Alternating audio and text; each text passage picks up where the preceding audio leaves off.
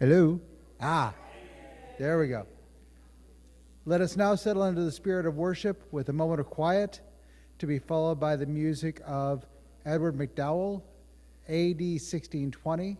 It's being performed by Nellie Case.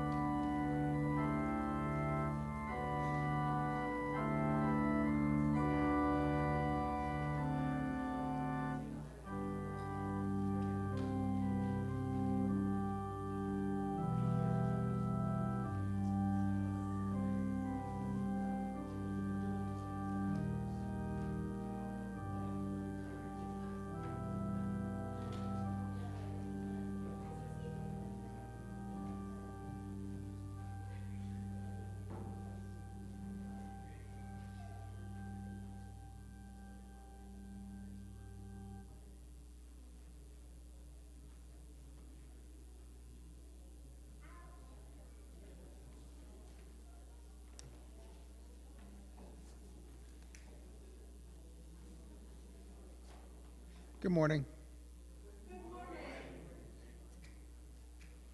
The chalice lighting is The Chalice of Our Being by Reverend Richard Gilbert.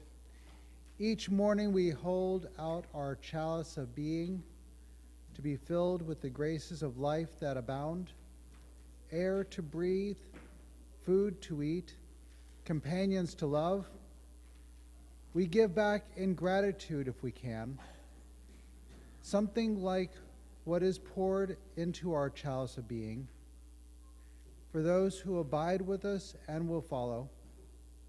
Each morning we hold out the chalice of our being to receive, to carry, to give back.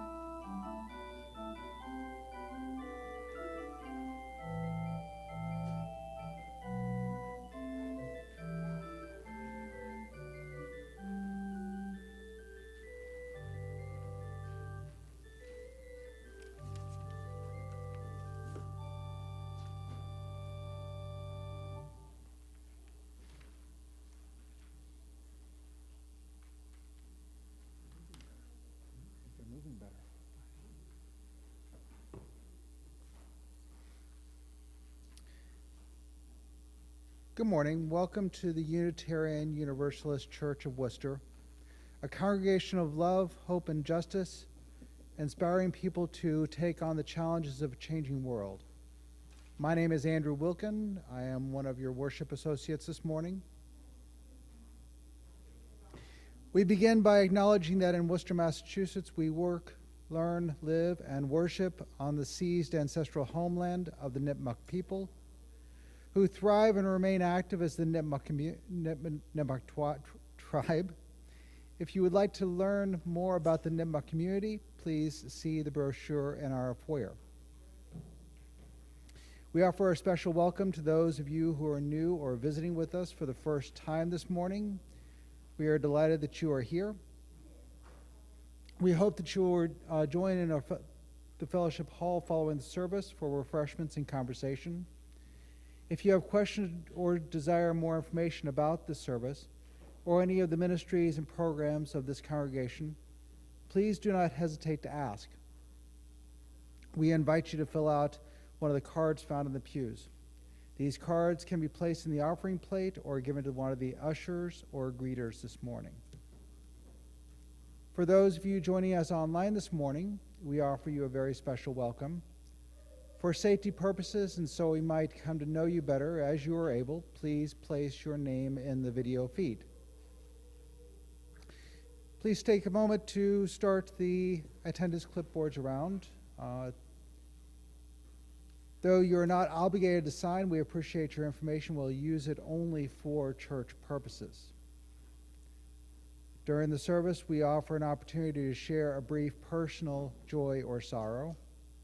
If you would like yours to be read aloud by the minister, please print it on an index card in the pew and drop it in the collection plate when it comes around. These cards will also be posted outside the minister's office to be shared with our friends at other services. For those online, you can place a joy or sorrow in the chat and we will share it during this time of the service. In the foyer, there are listening devices, large print service programs, and hymnals for those who may find their assistance beneficial. Please see one of our ushers who will be pleased to assist you. I invite you now to turn your technology to worship mode. Finally, please note the announcements on the back of your program. There will be time for short verbal announcements following the postlude. We are glad you are here and hope that this morning is an opportunity for rest, reflection, and rejuvenation.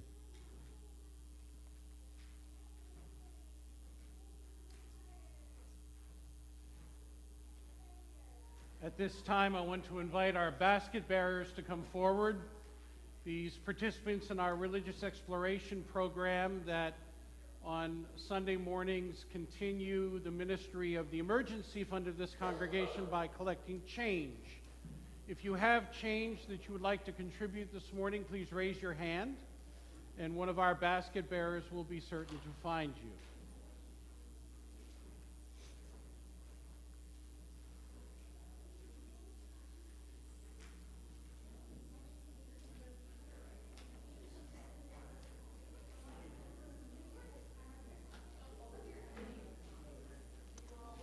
Come on, folks. Come on, basket bearers. No, they're coming. They're just being slow about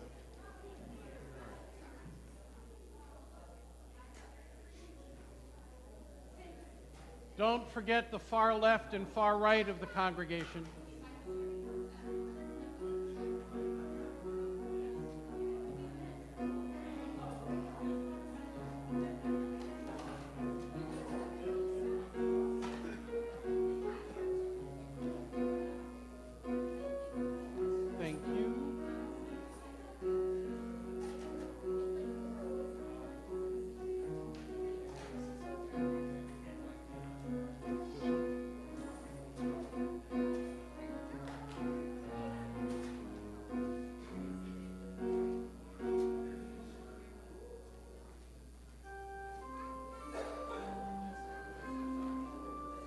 Go now in peace, go now in peace.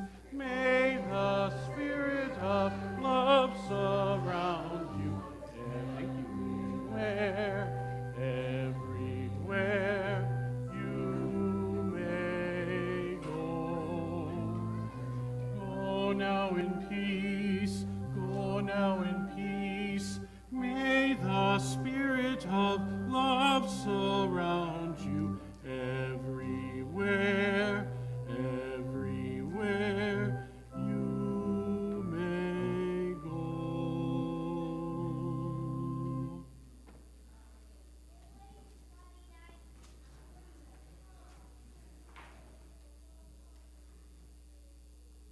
Hello again. The opening words are for what shall we give thanks by Reverend Laura Horton Ludwig. The wheel of the year has turned again. Once more, the Thanksgiving season has arrived. How shall we sing our song of gratitude now? For what shall we give thanks?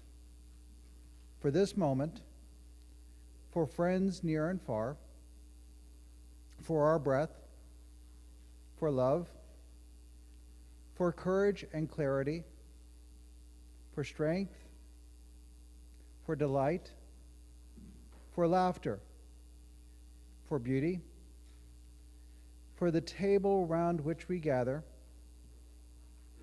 for the food we enjoy with friends, seasoned with love and memory, for the sun and moon and stars in the sky,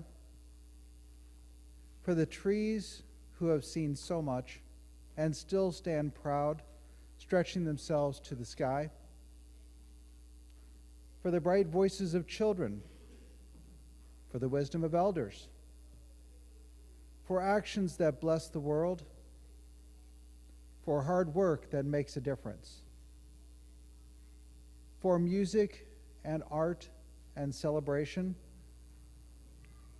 for generosity, for compassion, for endurance, for joy, for hope.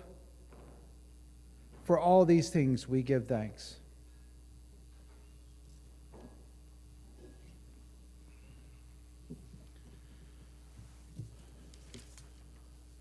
Let us rise in body or in spirit and join together in singing our opening hymn from our gray hymnal number 68, Come Ye Thankful People, Come.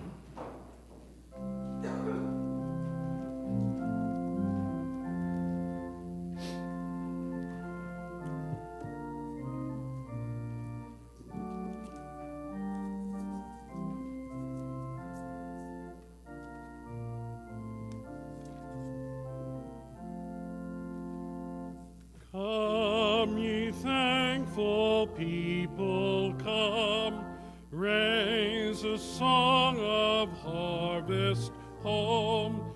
Fruit and crops are gathered in, safe before the storms begin. God our Maker will provide for our needs to be supplied. Come to God's own temple, come, raise a song of harvest home. All the world is but a field given for the fruitful yield. Wheat and tares and gathered sown, here before your sorrow known. Come, you blade, and then the ear, then the full corn shall appear. God of harvest, grant that we wholesome grain and pure may be. Please be seated. I want to begin my remarks this morning with tremendous thanksgiving for Nellie Case, who is our guest musician today.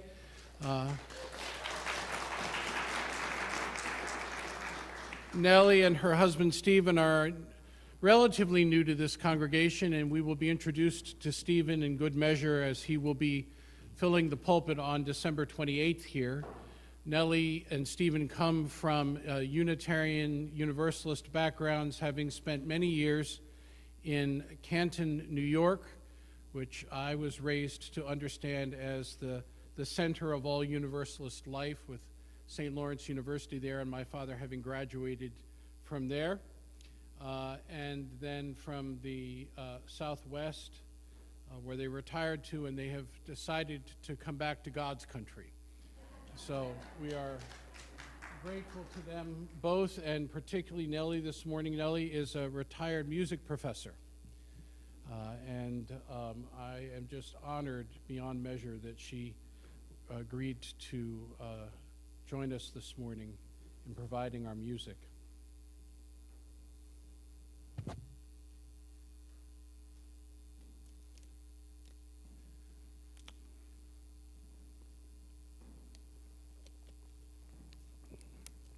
Let's go back to the year 1623, shall we? 3 years after our Pilgrim forebears settled in what is now known as Plymouth, Massachusetts, in the aforementioned year, Pilgrim Governor William Bradford is said to have made the first Thanksgiving proclamation, which reads, "Inasmuch as the Great Father has given us this year an abundant harvest of Indian corn, wheat, peas, beans, squashes, and garden vegetables, and has made the forests to abound with game and the sea with fish and clams, and inasmuch as he has protected us from the ravages of the savages, has spared us from the pestilence and disease, has granted us freedom to worship God according to the dictates of our own conscience. Now I, your magistrate, do proclaim that all ye pilgrims with their wives and ye little ones do gather at ye meeting house on ye hill between ye hours of 9 and 12 in the daytime on Thursday, November 29th, of the year of our Lord, 1623, and the third since ye pilgrims landed on ye Plymouth Rock, there to listen to ye pastor, rendering thanksgiving to you Almighty God for all his blessings. William Bradford, ye governor of ye colony." But here's the thing. This proclamation, which has been quoted by at least one president in their proclamation back in 1985 and has appeared in a number of reputable books since then, is a hoax.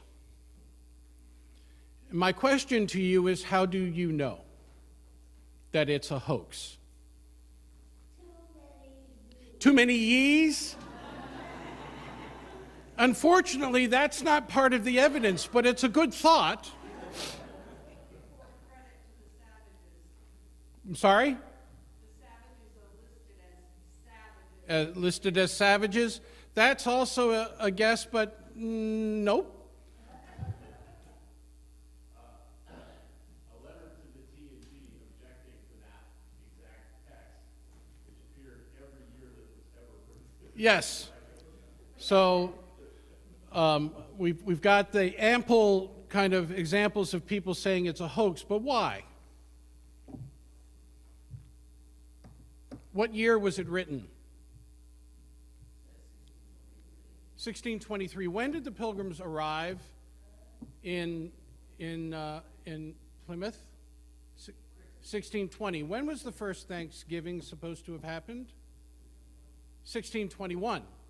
So there's that difference. And then there are things like the end of the first paragraph, we have this phrase, has granted us freedom to worship God according to the dictates of our own conscience. That doesn't sound very pilgrim? No, and it's not. Because the idea of the dictates of conscience was an Enlightenment idea, right, from the 16th century that would not have been part of the thinking of the Pilgrims at all. In fact, the primary rationale for their moving from Leiden, Holland, and then sailing from England to what we now know as America was that they wanted to maintain what? Their religion, right? And who said freedom, right? Yeah. So here's the interesting thing. The popularization of the Pilgrim story said they came to America because they wanted to maintain their religious freedom. Well, guess what? In Leiden, Holland, they had religious freedom. So if that was the rationale for them coming to America, it would be for naught. What do you think would have compelled people to want to move that far away and begin their own experimenting community? Money? Well, they needed lots of it, right? And they relied on a number of people to underwrite their voyage and the experiment, but money was not their primary concern. That's exactly right. They were worried about their children becoming Dutch instead of remaining English. They were worried about losing their culture. They were worried about losing their language. And they were concerned that if they stayed in another generation, much of what they cherished in terms of their heritage and history would be gone. Which is, in some ways, a very admirable thing to motivate someone to try to live differently. Albeit that the Pilgrims were very much in favor of the maintenance of their own culture and heritage, but not so much of indigenous Americans, which is something that ought to create humility in us as those generations that have evolved since.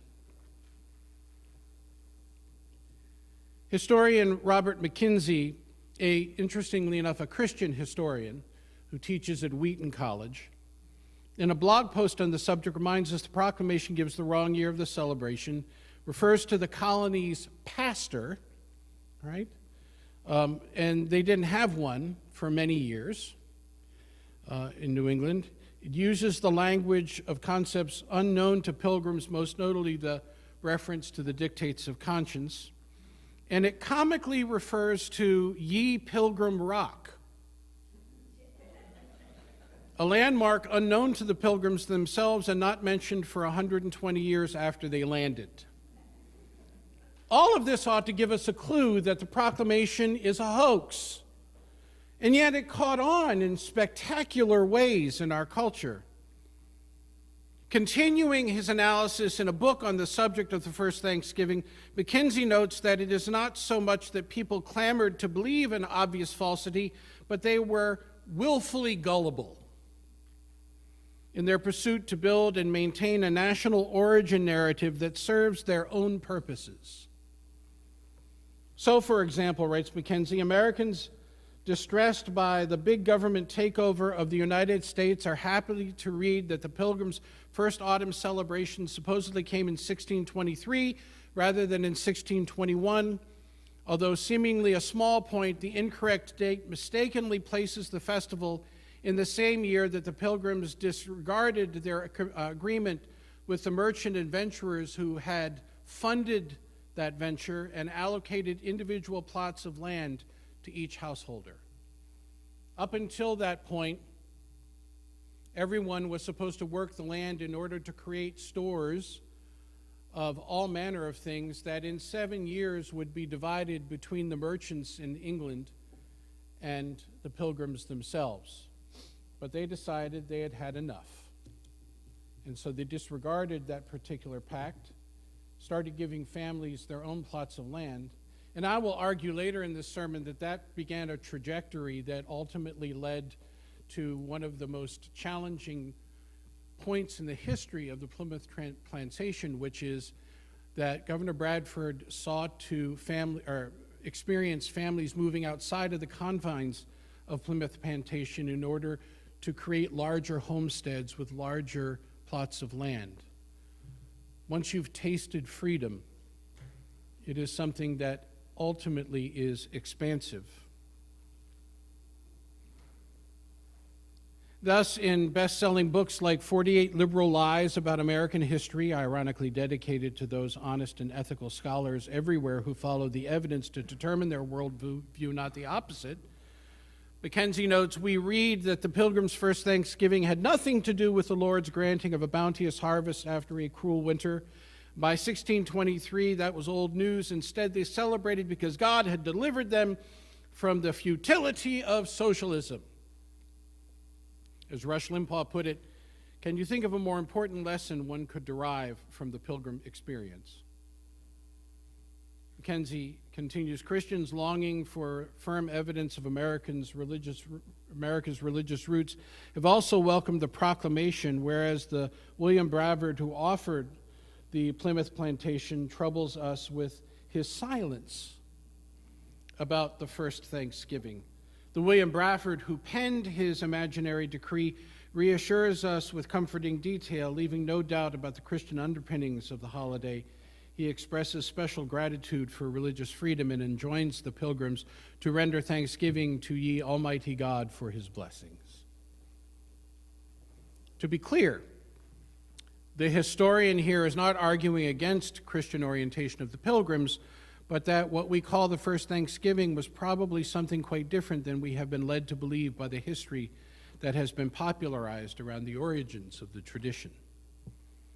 Case in point, according to the historian, Bradford never mentioned in 1621 Thanksgiving celebration in his record of Plymouth Plantation.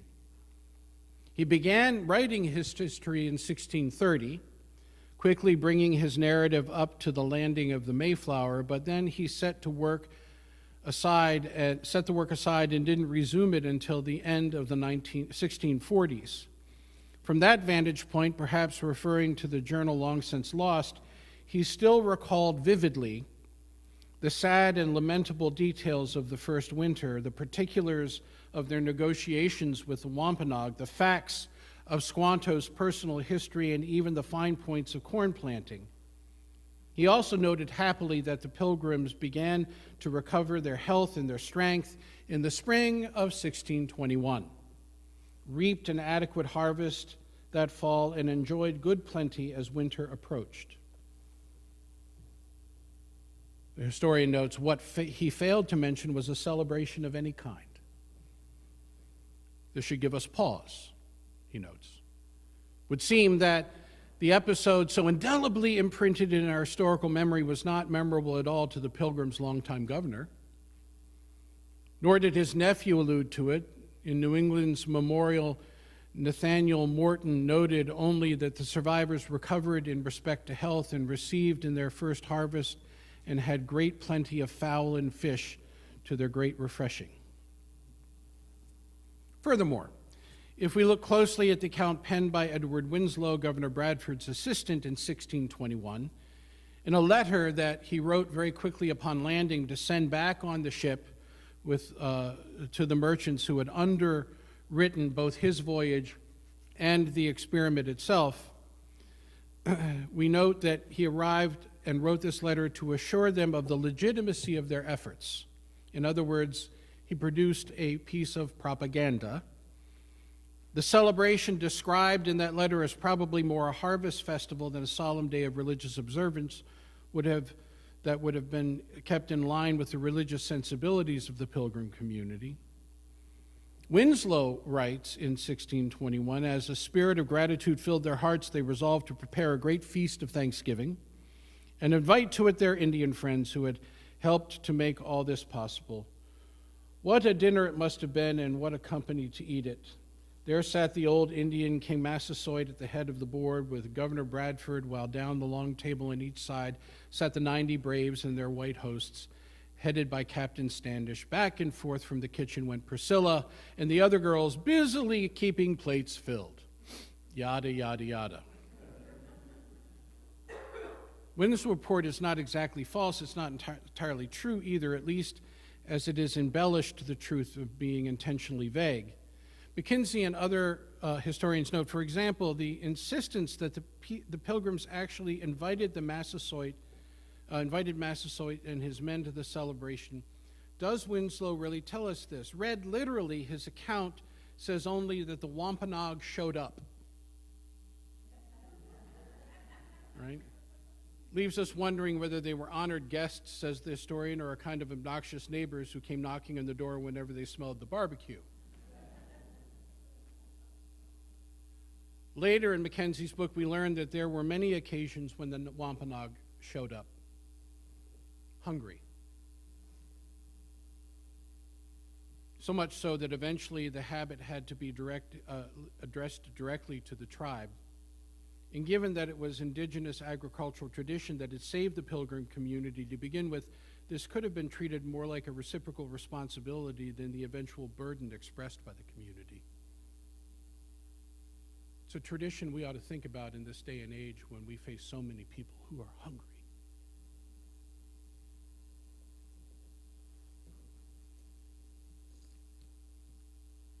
But who do we have to truly blame for the perpetuation of the Thanksgiving myth story that is so factually inaccurate and embellishes that which was in fact known of the event in 1621?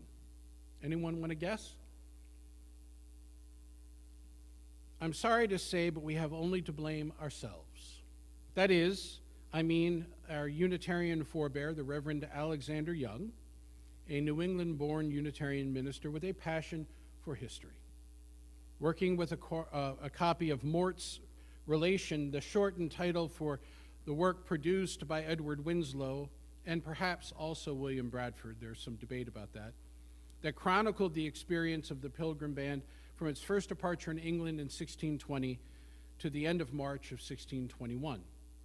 Young, 220 years later in 1841, republished the account as a pamphlet of the Chronicles of the Pilgrim Fathers. Here the historian notes the Reverend appended his own explanatory notes to the manuscript, and when he came to Winslow's allusion to the Pilgrim celebration, the well-meaning clergyman, we are all well-meaning, let's be clear, explained to his audience that what they were reading was an account of the first Thanksgiving of New England. Young was, according to McKinsey, oblivious that the celebration contradicted the Pilgrim's criteria for an authentic Thanksgiving. And let me pause here and say this.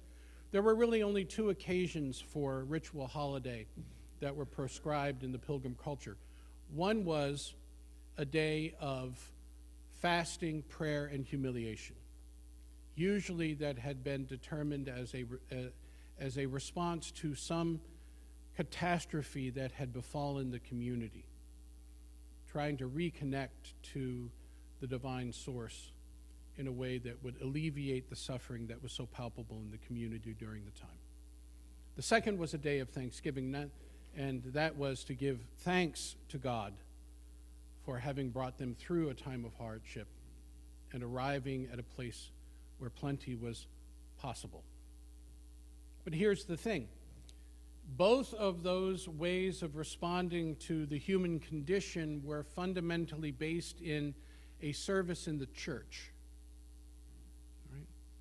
And so how do we know that this first Thanksgiving was probably not a Thanksgiving? Because church ain't mentioned nowhere. Okay? No one was told that they needed to go to the meeting house and pray. Instead, we're told that they went out into the field, they enjoyed a bounteous sumptuous dinner that was provided by all the ladies, right? And then the guys went off and, it says at one point, and exercised their arms. So unless we mistake, Barry, that they were talking about exercise, right, actual physical exercise, what they were doing is showing off in front of their Indian counterparts how cool their weapons were. Or they were out hunting fowl. And here's the other thing, folks. While turkeys abounded in that part of the world, wild turkeys, what abounded even more was waterfowl. Right? So it is very unlikely that turkeys actually made it to the table for Thanksgiving. We discover later on in the history that turkeys became popularized when the turkey industry needed an uplift. Right? But what was plentiful were waterfowl, crabs, and, lest we forget this yummy addition to the dinner, probably eel. So those of you who want to have a traditional Thanksgiving feast, you are forgetting the most important ingredient, which is eel. And I want you to consider that when you talk about tradition.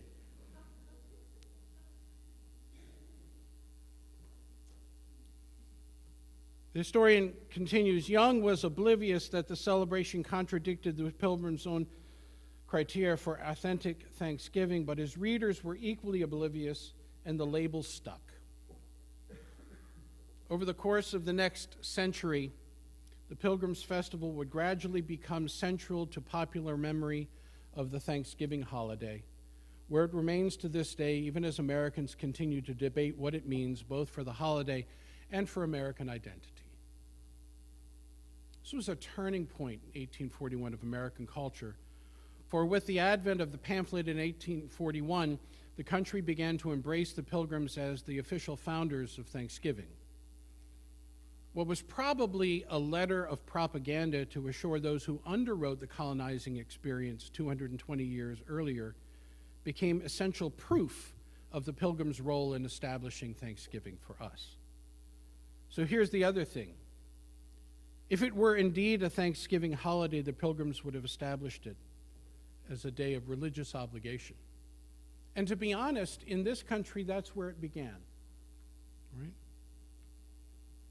But because it was not established that way, we understand that what was described in 1621 is probably more a festival, which I'm happy to say is probably more to your liking. So congratulations.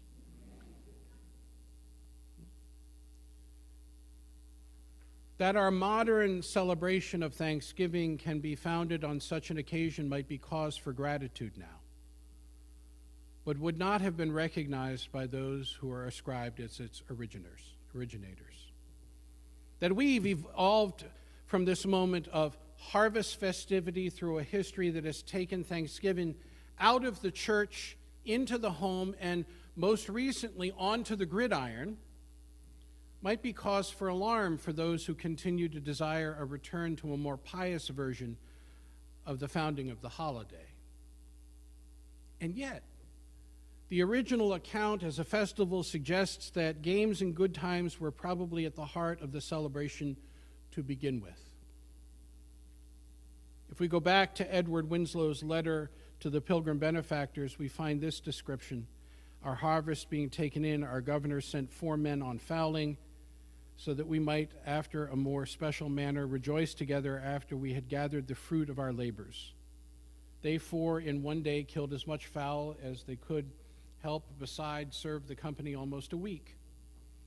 And with time, almost Amongst other recreations, we exercised our arms, many of the Indians coming amongst us, and among the rest of their great king Massasoit with some 90 men, whom for 3 days we entertained and feasted. And they went out and killed 5 deer, which they brought to the plantation and bestowed upon the governor and upon the captain and others. One can imagine that the Pilgrim community would have thought it appropriate to exercise their arms as they engage in a shooting match or a hunting party as an essential component of the day of Thanksgiving and religious observance. And I will say to you, in my own family tradition, Thanksgiving was fundamentally a hunting holiday. But it was a hunting holiday because it coincided with a time when many of the families in the area where my ancestors come from fed their families for the winter by what they were able to take in during that weekend. Finally, in the history of Robert McKenzie, we come to another illusion of the role of Unitarian Universalism in the history of the Pilgrims. You did not think I was done, did you? After a very spiritual moment standing on top of the hill that was occupied by the first Plymouth settlement and the meeting house, the historian laments, "Then I walked back down the hill toward the harbor and became depressed. At the foot of the burial hill stands First Parish Church, a congregation that traces its lineage directly to the Pilgrims and proudly proclaims it on a large plaque near the front door. Yet this well-meaning congregation exalts one supposed Pilgrim principle, a commitment to individual freedom of conscience that the Pilgrims would not have recognized, while adopting numerous liberal doctrinal positions that the Pilgrims would not have denounced, up to and including the denial of the Trinity. I confess that my first reaction was self-righteous astonishment that any group could so disfigure the past after their own image, but I did not know then what I have learned since. First Parish Church is but one example of a long-standing American tradition of remembering both the Pilgrims and the first Thanksgiving in self-serving ways." Ouch. Up until this point, I had been greatly appreciative of the historian's exploration of the history of Thanksgiving of the Pilgrims, but now it appeared that the scholar was meddling, and I was pissed. For me, there is something meaningful about seeing ourselves as the legacy of those early forebears who sought a means to both honor the centrality of their culture and the care that they took for family and community. It is a sense that is both chastened and humbled by the glorious incompleteness of that ethic, that they sought to imitate Christ and engaged in the slaughter of Indian neighbors over time, and that they would have perpetuated a civil order that included the death penalty. They were products of their own era of history, not perfect examples of what they sought to imitate. And so are we. And while I understand the historian's lament concerning the right of conscience, which was not central to the Pilgrims' theology or their politics, one can discern in the history of the evolution of the Pilgrim experience trajectories that would ultimately lead to this virtue. What I spoke of earlier, namely that Bradford himself was challenged by families who wandered beyond the plantation to establish homesteads that gave them more acreage and, consequently, more personal freedom. Furthermore, it is not outside the confines of reason to see that the very theology that the historian laments in the church that claims a direct legacy from this small pious band is itself a reflection of the very impetus of those who originated, that we should be true to the dictates of faith as we understand it and resist any attempt to compel each other by means of force to do otherwise. It should be clear that previous generations, if ever they were to return 100, 200, 300 years since, would hardly recognize the legacy of their own efforts. Not a one of them. That does not mean that the legacy is illegitimate. Only that the spirit which has enlivened it has moved in ways that those in the past could not possibly have foreseen. On this Thanksgiving weekend,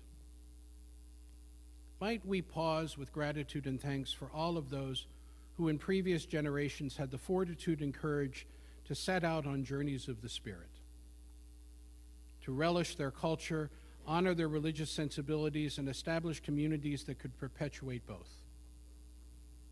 Let us also continue to be chastened and humbled by the reality that these efforts often included disastrous consequences for indigenous peoples, whose lives and contributions and existence we must also continue to honor, celebrate, and learn. Amen, and blessed be.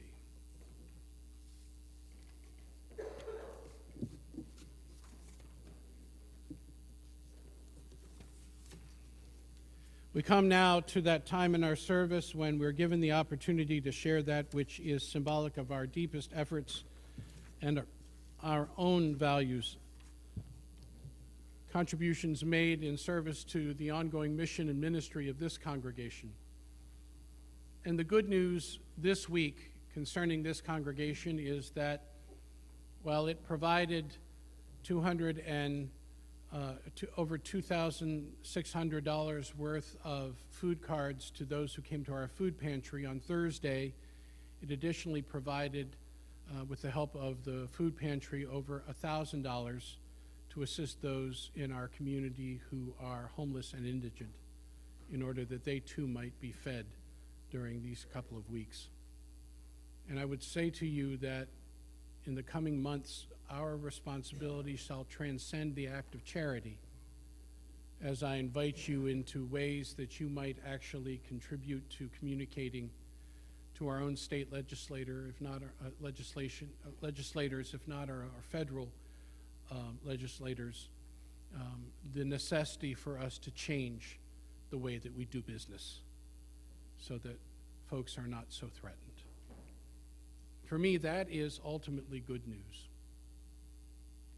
So I invite you to participate in our offertory this morning.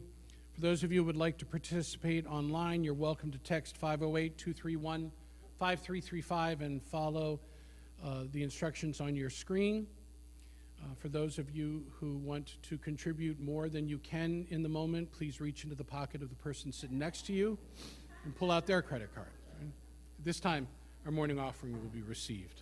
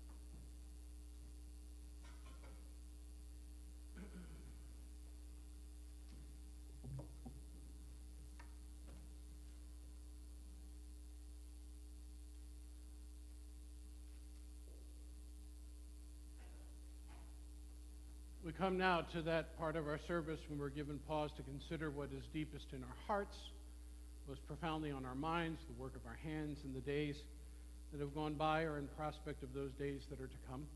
Joys and sorrows that touch us deeply and are given another measure of meaning because we can share them with the people who claim us in community. So I invite those of you who have joys or sorrows today to come forward, forming lines on either side of the sanctuary, and speaking briefly into the microphone, telling us first who you are, so that those using our auditory enhancement devices or joining us online can also participate in this important ritual, and then to light a candle if you so desire. For those of you who are online, I want to remind you that you are welcome to place a joy or sorrow in the chat, and we will include that joy or sorrow during this time in our service, as it is as important.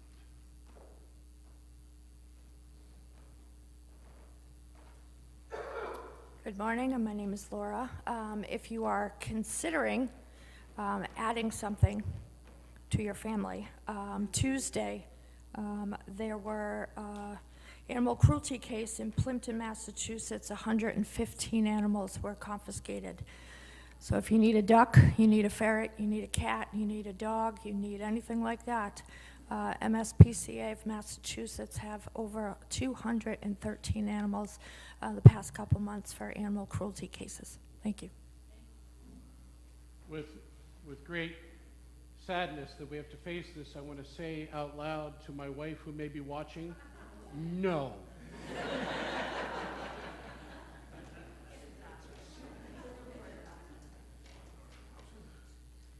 Hi, I'm Mara Pentlarge, and my good buddy Beth found this opportunity for resistance. Go ahead.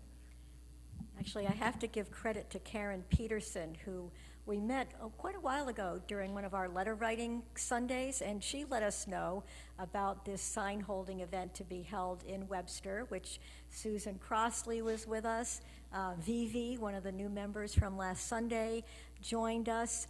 And so we were there in Webster in a very busy intersection from 12 to 1:15, each of us holding a sign, things like interfering with the elections or pardoning, buddies for their criminal actions, and, a whole host of things. And it was really great. Signs of fascism. Yeah, and they were all signs of fascism.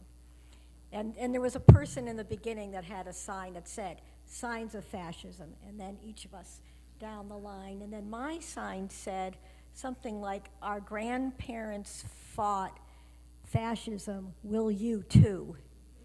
And and we got lots of thumbs ups. And we're hoping to bring it to Worcester.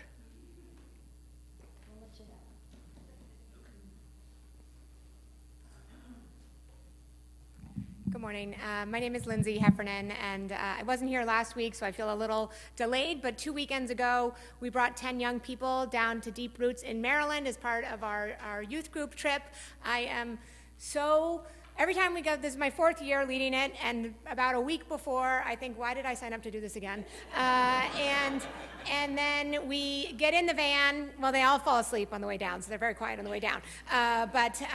I have to say, I come out of it and I come back and I am just filled with joy. Our young people are amazing. They could learn the value of hard work just a little bit more, but we're working on it. We're working on it hard. Our chaperones were incredible.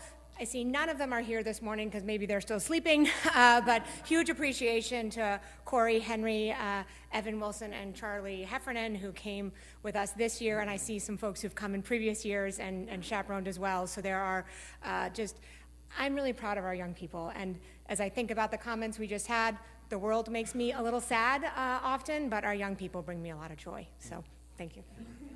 And Corey is working with RE this morning, so she is here.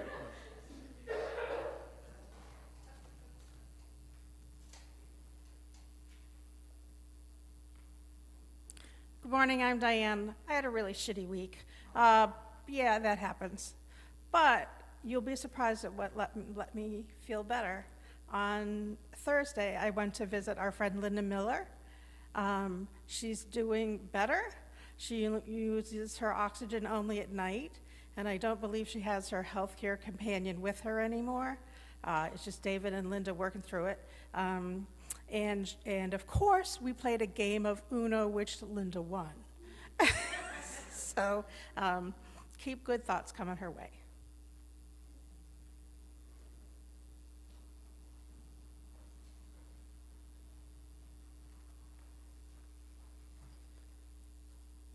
I am very, very grateful to have had the privilege and the means to go walkabout for 37 days. We're back from Australia and New Zealand, where I am still taking it all in. The world knows what's going on, and they have come up with various ways of dealing with it. More than once we were asked if we were refugees. That was more, I think, sort of tongue-in-cheek, but there were more people that had said things like, "We've been told not to talk to Americans about politics." But we did.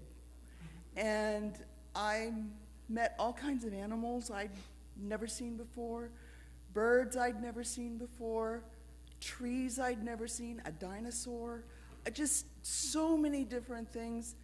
But the thing that sticks with me most, apart from the pain in my legs, which won't go away, is the difference in the way that indigenous communities are treated in Australia and in New Zealand. It is so respectful and so foreign and so hopeful. It's also, I'm really glad to be home. I really liked Australia. I made some friends there, and apparently one of them came online to church. So, yeah, and this is my travel agent and husband. So, I'm so grateful to be back and see my friendly faces in my community, and more to come.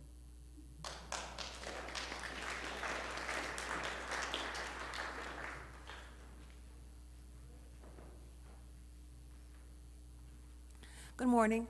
My name is Vivian Sabota-Borek, and I just moved 3 days ago from an apartment a condo I lived in for 24 years in the Quincy, and I spent the last 6 decades in the Boston area. I now know why people congratulate you after you move.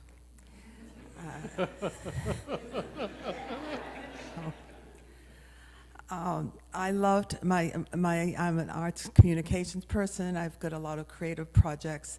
Right now, my main things are publishing a diary that I created for my mother's diary, and giving travel presentations on my solo travel through France. I've been solo, done about 100, go to 100 different solo trips around France. And I got the seed from Miss Davis at South High School with all her little posters around the class. That was in the late 60s. My being here as a senior, I'm so glad. There's 2 joys: that I'm here, but that I found out about this, my new place. I have a lot of creative projects, a lot of things to do, but no community, virtually, except my senior cats that I adopt, just 1 or 2, that's all. And all my creative projects and interests didn't make me happy or realize myself or them, because I really didn't have anyone to communicate with.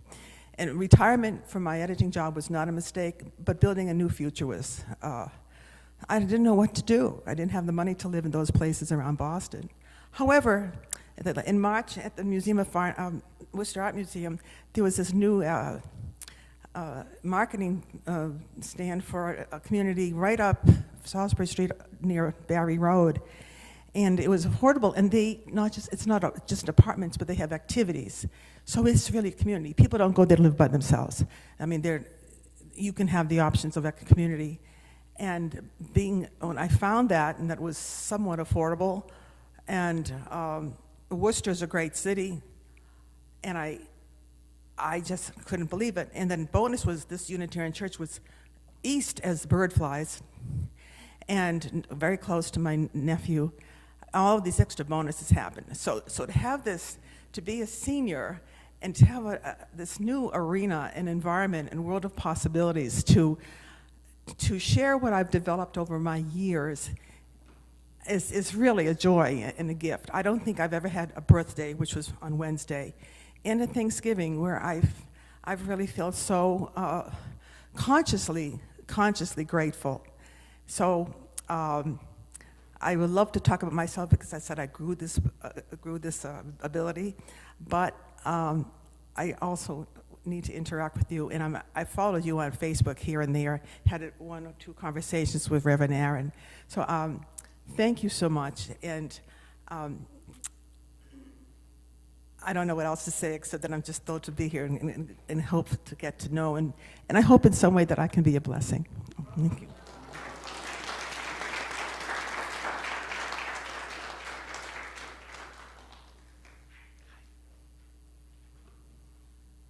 Good morning. My name is Dawn Dowd. I have the honor of sharing joys and sorrows for our online community.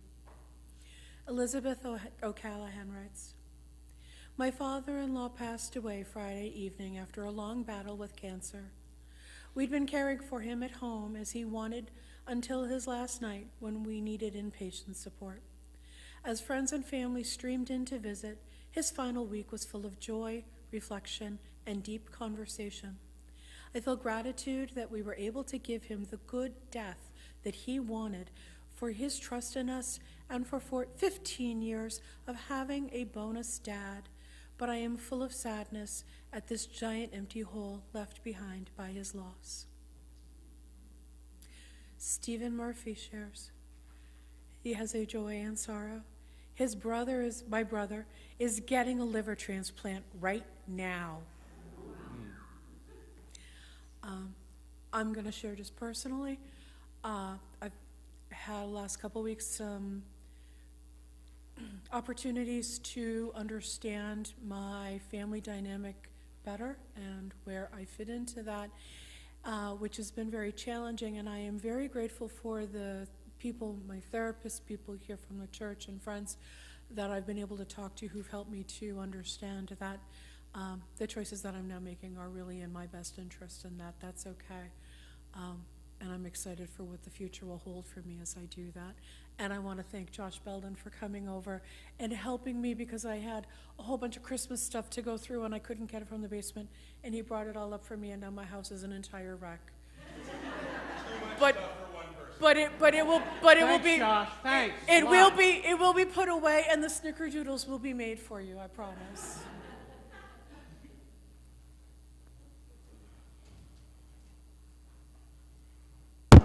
Ooh, geez, spicy. Morning. First off, F cancer. A joy. Thankful for another successful movie night last night. Had a great time. We watched The Martian. Great film. Good pizza. We're gonna keep doing it.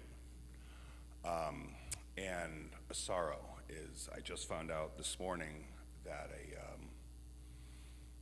Rabbi Schwartz, the rabbi who taught me,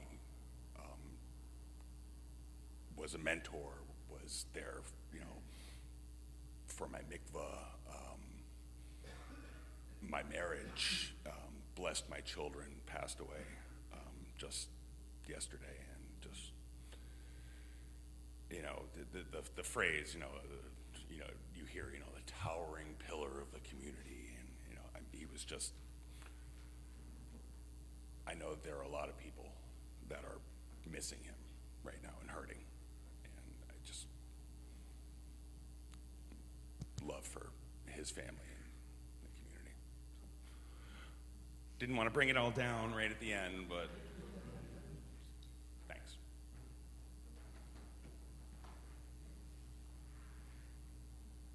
Let us be in the spirit of prayer and meditation.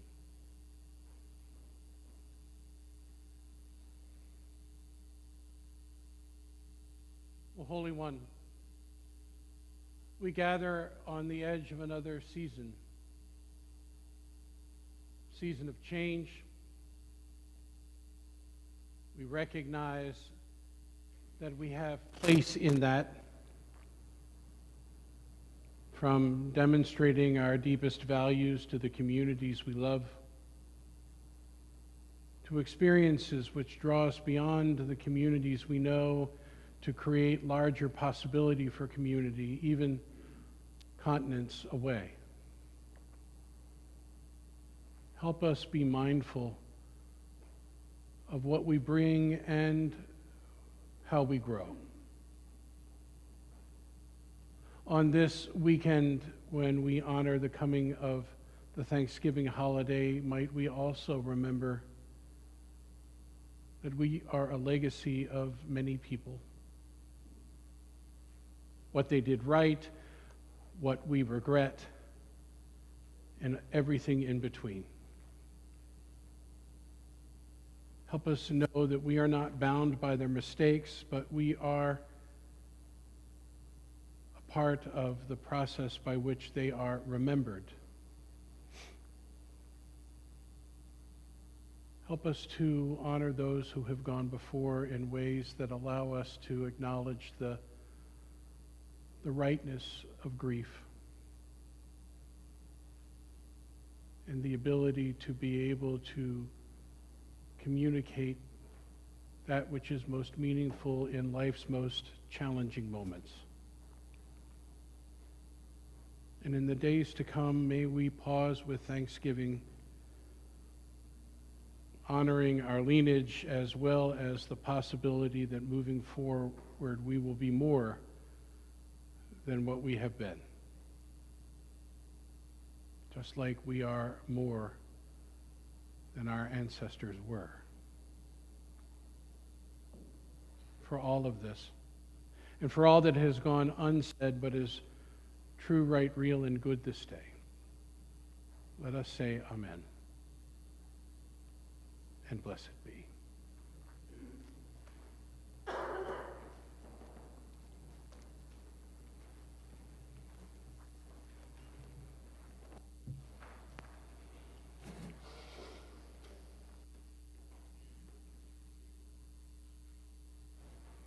Would you please join together in responsive reading number 515 found in your gray hymnals?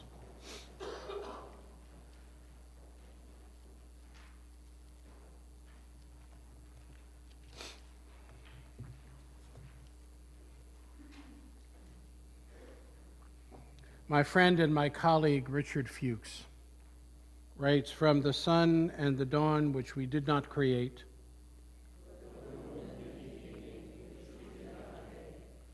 for the food we plant but cannot grow,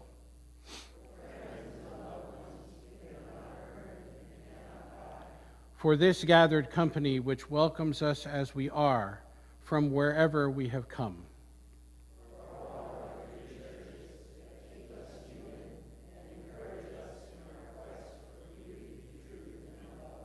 for all things which come to us as gifts of being from sources beyond ourselves,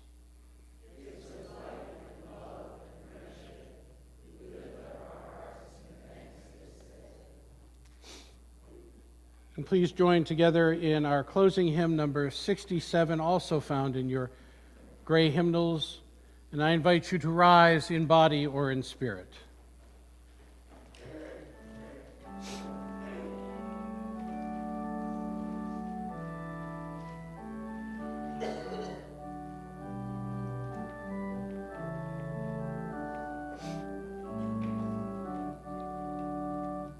We sing now together our songs of thanksgiving, rejoicing in goods which the ages have wrought, for life that enfolds us and helps and heals and holds us, and leads beyond the goals which our forebears once sought.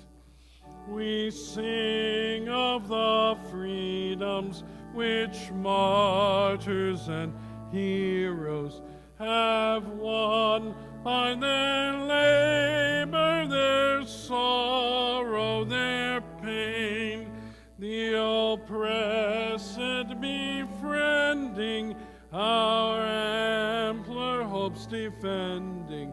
Their death becomes a triumph, they died not in vain. We sing of the prophets, the teachers, the dreamers, designers, creators, and workers and seers, our own lives expanding, our gratitude commending. Their deeds have made immortal their days and their years. We sing of community now in the making, in every far continent, region, and land, with those of all races, all times and names and places. We pledge ourselves in covenant firmly to stand. Robin Wall Kimmerer writes in part, "Know the ways of the ones who take care of you, so that you may take care of them. Never take more than half. Leave some for others. Give thanks for what you have been given. Give a gift in reciprocity for what you have taken. Sustain the ones who sustain you." Amen. And blessed be. Please be seated.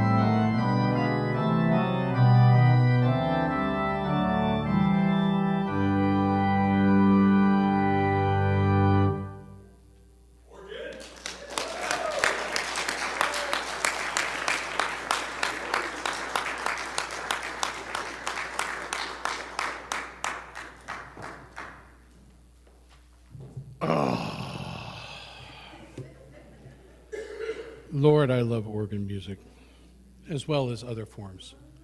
Are there any short announcements to be given at this time?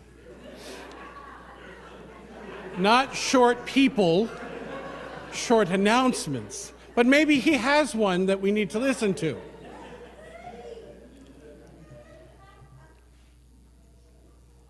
It would be nice if the rest of you, took on his spirit and ran to the microphone, just saying. Go ahead. Well, you got to wait because you need the mic in order for people to come on. Go ahead, Dee.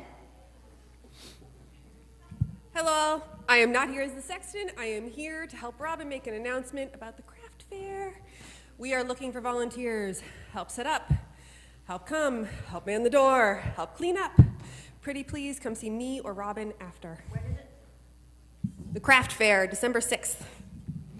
My announcement is that this afternoon at 3 p.m., congregations for the Greendale Ecumenical Group will be gathering in Auburn at the First Congregational Church in Auburn for our annual Ecumenical Thanksgiving service.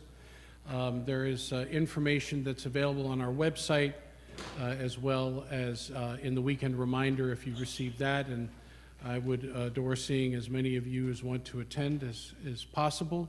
Members of our choir will be participating in the combined choir that will be provided at the service as well. Other announcements? So I know you'll We just have to get you on mic, that's all. my own mic. That could be dangerous, but just to let everyone know, we're gonna start selling those poinsettias next weekend. So, yeah, bring money, lots of money. Bring money, lots.